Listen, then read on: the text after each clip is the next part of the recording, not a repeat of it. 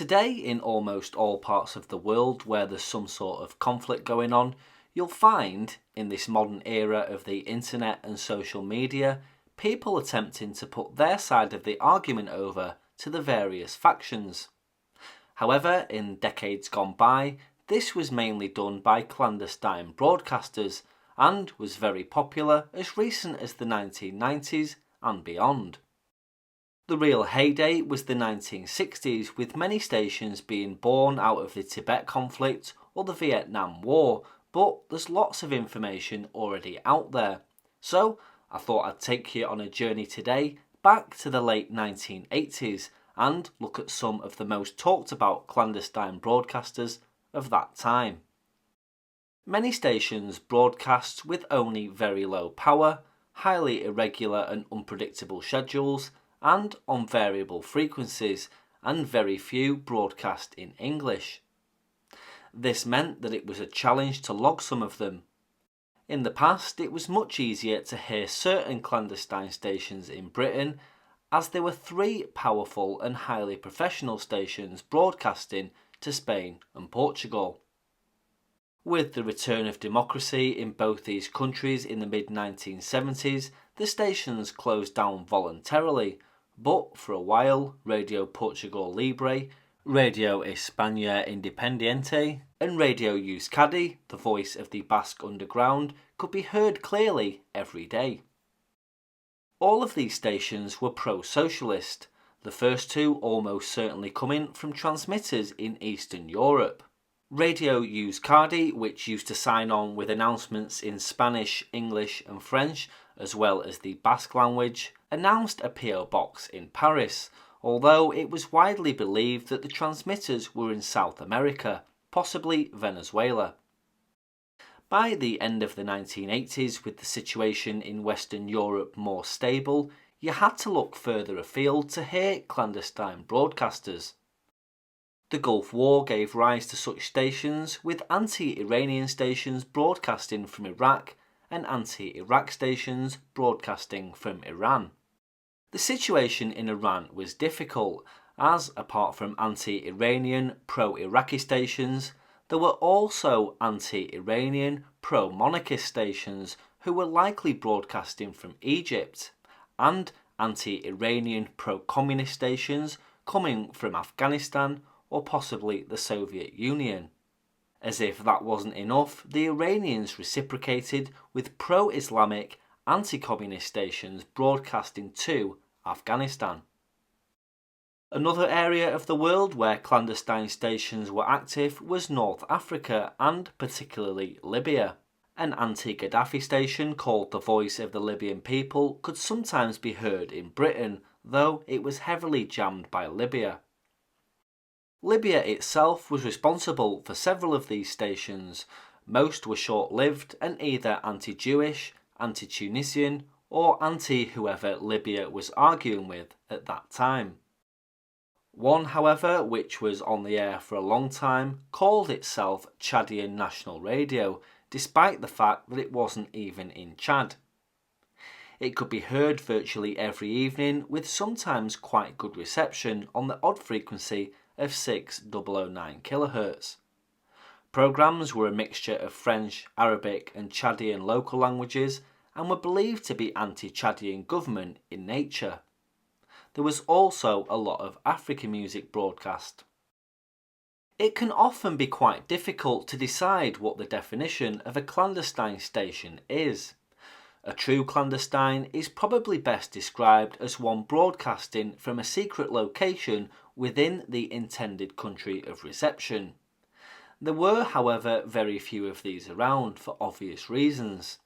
A few have existed though, such as Radio Solidarity in Poland, which did go on air infrequently and for short broadcasts until the 1990s. Others were known to exist in Afghanistan, run by anti-government rebels, towards the end of the 1980s, but naturally these were almost impossible to hear in Britain. At the other end of the scale were the large, professional, government-run stations broadcasting propaganda programmes on shortwave across international boundaries. These were really no more than independent external broadcasting organisations, and the best examples of these were Radio Free Europe and Radio Liberty. Radio Free Europe broadcast in Eastern European languages, and Radio Liberty in various languages of the Soviet Union, such as Azerbaijani, Tatar Bashkirian, as well as Russian. Both were financed by the American government and broadcast from transmitters in Germany, Portugal, and Spain. So most clandestine broadcasters fell somewhere between those two extremes and were run by groups of individuals living abroad who were opposed to the government in their homelands, with or without the silent support of the government in their host countries. There used to be a host of anti-Castro stations run by Cuban political emigrants in Florida, often using amateur transmitters in the 7 MHz band until they were all raided and closed down by the FCC. Similarly, there was a station called The Voice of Tamil Eelam using an amateur transmitter on approximately 7 MHz and believed to be in southern India. It was logged frequently in the Tamil parts of Sri Lanka. Now, it wasn't easy to get information on the times and frequencies of these clandestine broadcasters, and it was even harder to get QSL cards from them, as many didn't want to publicise their own efforts. One source of information, though, was well-known clandestine broadcaster fan John Campbell, who many may remember. He used to broadcast reports on Radio Netherlands' media network programme on Thursdays.